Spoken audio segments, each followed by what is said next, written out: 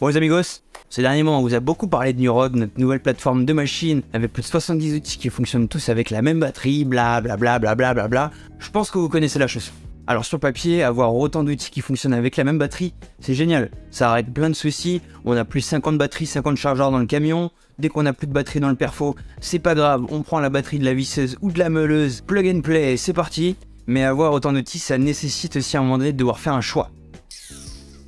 Et là, c'est une autre histoire. Ah oui, entre tous les outils, quel type de visseuse convient le mieux pour mon métier? Quel perfo choisir si je veux quelque chose qui reste léger mais puissant? Quel modèle de disqueuse convient le mieux pour ma découpe? Bref, c'est suite à toutes ces questions que vous vous posez et que vous nous faites remonter qu'on vous propose un nouveau concept de vidéo. On choisit une famille d'outils à vous présenter en fonction des questions que vous nous posez. On vous expose les différences sur chacun des outils d'une même gamme et on vous propose un guide pour vous aider à choisir la machine qui conviendra le mieux en fonction de vos attentes.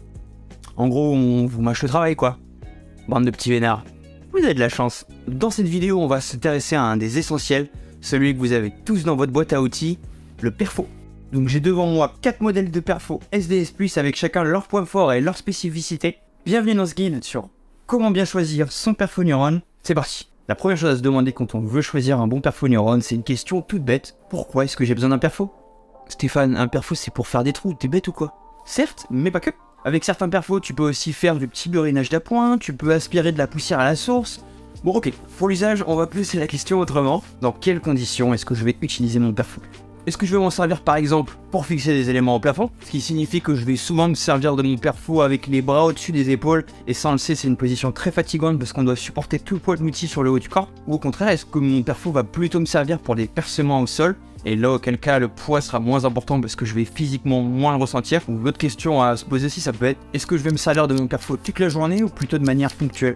Et là encore, on revient sur une notion de poids. Parce que bien qu'on parle de perfo SDS+, donc a priori, c'est pas les perfos les plus lourds, je vous garantis que même avec un petit perfo, le poids fait une réelle différence quand on bosse toute la journée avec. Même une différence de quelques centaines de grammes. Enfin, il faut se demander dans quel matériau on va travailler. Faut savoir que le perfo de base, il est conçu pour bosser dans le béton. Mais ça veut pas dire qu'on n'a pas le droit de l'utiliser pour percer dans le métal ou dans le bois. Mais ça implique de pouvoir changer le mandrin. Donc si vous savez que vous allez utiliser votre perfo dans d'autres matériaux que le béton, là il n'y a pas le choix. C'est soit TE6 ou TE30 parce que c'est les deux perfos SDS+ Neuron sur lesquels on peut changer le mandrin. Donc c'est bien au final se demander quelle va être l'utilisation et l'usage de son perfo, bah, ça va déjà nous permettre de faire un petit peu le tri entre ces 4 modèles, de savoir si on a besoin d'un mandrin interchangeable ou pas, si on cherche plutôt quelque chose de léger, ou au contraire, si le poids n'est pas une variable importante. Deuxième paramètre à prendre en compte. Les amis, pour vous aider à choisir le bon perfo Neuron, vous devez ensuite vous demander jusqu'à quel diamètre de perçage vous voulez monter. Non mais Stéphane, elle est bizarre ta question sur les diamètres de percement, comment on fait pour savoir? Moi des fois je perce pour mettre de la cheville de 6, et parfois je perce sur des plus gros diamètres, je suis déjà allé jusqu'au 20 pour accrocher à un cumulus de 300 litres. Comment je fais pour savoir? Eh bien, ami chauffagiste, tu viens de répondre toi-même à la question. En fait, avec ce que tu viens de me dire, tu sais que ton amplitude de percement, elle est comprise entre le diamètre 6 et le diamètre 20. Et là, pour les diamètres de perçage, c'est vraiment propre à chacun. La plage de percement, elle peut être différente en fonction du métier, en fonction du type de chantier, en fonction de l'expérience de chacun. Par exemple, l'électricien ne va pas percer au même diamètre que le maçon, et deux maçons vont pas forcément percer au même diamètre en fonction du chantier. Bon, vous avez compris le principe, je vous laisse y réfléchir de votre côté. A few moments later. Ok, maintenant que vous connaissez votre amplitude de percement, là il n'y a pas 36 000 solutions, en fait il faut se transférer à ce petit graphique qui apparaît à l'écran et qui permet tout simplement de choisir le perfo Neuron en fonction du diamètre de perçage. Et là finalement c'est plutôt logique, plus le diamètre est important, plus on va avoir besoin d'une machine puissante. Par exemple si je travaille que sur des gros diamètres de percement, on se dit par exemple du 24 au 28, et c'est déjà des sacrés trous pour un petit perfo SDS+, on va plutôt recommander le TE30. Le plus puissant de la gamme. Et même au-delà de ce diamètre, donc au-delà du diamètre 28, on va même vous conseiller de passer plutôt sur un perfo SDS Max type TE60, parce que c'est une machine qui est beaucoup plus puissante et optimisée pour percer dans les gros diamètres. D'ailleurs, dites-nous en commentaire si le sujet des perfos SDS Max vous intéresse, on vous fera une vidéo dessus. A l'inverse, si on travaille uniquement sur des petits diamètres de perçage, 5, 6, 8, 10, voire 12, c'est peut-être pas la peine de s'encombrer avec un perfo énorme qui va forcément peser plus lourd. Un perfo type TE2 ou TE4 faut très bien la faire.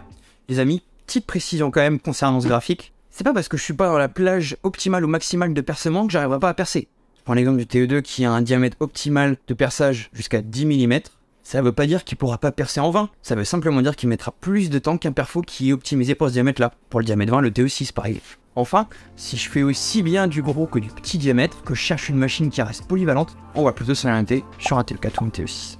Ah mais là Stéphane, c'est pareil, comment est-ce que je fais pour choisir entre le TE6 et le TE4? Respire un bon coup, on a bientôt fini. Voici le troisième paramètre, les fonctionnalités de l'outil. Et là on va revenir un peu sur ce qu'on disait en début de vidéo. Un perfo ne sert pas uniquement à faire des trous. Certains disposent d'une fonction piquage qui permet en fait de transformer son perfo en un petit urinaire d'appoint. Donc si vous voulez que votre perfo ait cette fonctionnalité, là pas le choix, soit TE6, soit TE30. On parlait également d'aspiration de la poussière avec les perfos. Chez Yeti, il faut savoir que tous nos perfos ils sont compatibles avec un système de récupération de poussière. Mais pour certains, on a besoin d'y raccorder un aspirateur de chantier.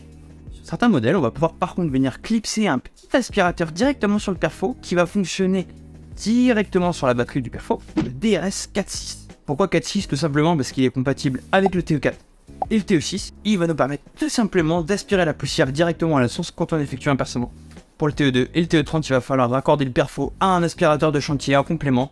Et enfin, la dernière chose sur les fonctionnalités, ça va notamment concerner toutes les technologies qui sont embarquées directement dans ces machines. Dans notre dernière vidéo sur la sécurité des machines Neuron, on vous a parlé de plusieurs technologies historiques chez Yeti, notamment l'ATC, le système anti-torsion, et la VR, notre système anti-vibration.